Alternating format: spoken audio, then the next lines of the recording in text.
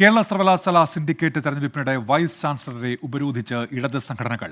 Governor nominate ചെയ്ത 14 senate അംഗങ്ങളുടെ vote മാറ്റിവെക്കാൻ കോടതി ഉത്തരവിട്ടിരുന്നു. ഇതോടെ കോടതി വിധി വന്ന ശേഷം വോട്ടെണ്ണാം എന്ന നിലപാട് VC സ്വീകരിച്ചു. ഇതിനിടെ സർവകലാശാല ആസ്ഥാനത്ത് SFIയുടെ നേതൃത്വത്തിൽ പ്രതിഷേധ സമരം തുടങ്ങി.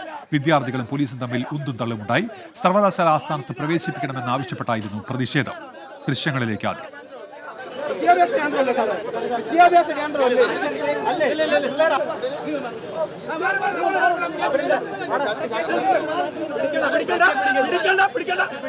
VA ഗിരീഷുണ്ട് ഇപ്പോൾ വിശദാംശങ്ങളുമായി തിരുവനന്തപുരത്ത് നിന്ന്. ഗിരീഷ്, വലിയ പ്രതിഷേധവും ഉണ്ടായിരുന്നല്ലോ അവിടെ. ഇപ്പോൾ എന്താണ് നില?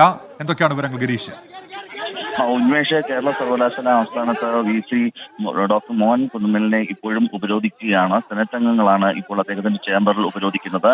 താഴെ സർവകലാശാല ആസ്ഥാനത്തേക്കുള്ള പ്രധാന വാതിൽ താഴെ SFI പ്രവർത്തകരും അതോടൊപ്പം തന്നെ അധ്യാപക സംഘടനയായ KCCT-യുടെ പ്രവർത്തകരും ഇപ്പോൾ ഉപരോധ സമരവും ആയിട്ട് നിൽക്കുകയാണ്. ഇതിൽ ഏറ്റവും പ്രധാനമായിട്ടുള്ളത് കേരള സർവകലാശാല സിൻഡിക്കേറ്റിലേക്കുള്ള തെരഞ്ഞെടുപ്പായിരുന്നു. ഇന്ന് രാവിലെ 10 മണിയോടെ ഈ വോട്ടെടുപ്പ് പൂർത്തിയായി. 97 സെനറ്റ് അംഗങ്ങളിൽ 96 പേരും വോട്ട് ചെയ്തു. എന്നാൽ ഇതിൽ 15 പേർ വിവിധ കാരണങ്ങളാൽ ഹൈക്കോടതിയെ സമീപിച്ചിരുന്നു. ഇവർക്ക് വോട്ട് ചെയ്യാമെന്നും വോട്ടെടുപ്പുമായി മുന്നോട്ട് പോകാമെന്നും ഹൈക്കോടതി നിർദ്ദേശിച്ചു. പക്ഷേ ഇവരുടെ ഈ 15 പേരുടെ വോട്ട് പ്രത്യേകം കവറിലാക്കി സീൽ ചെയ്യണം എന്നുള്ളതാണ് ഹൈക്കോടതി നിർദ്ദേശിച്ചത്.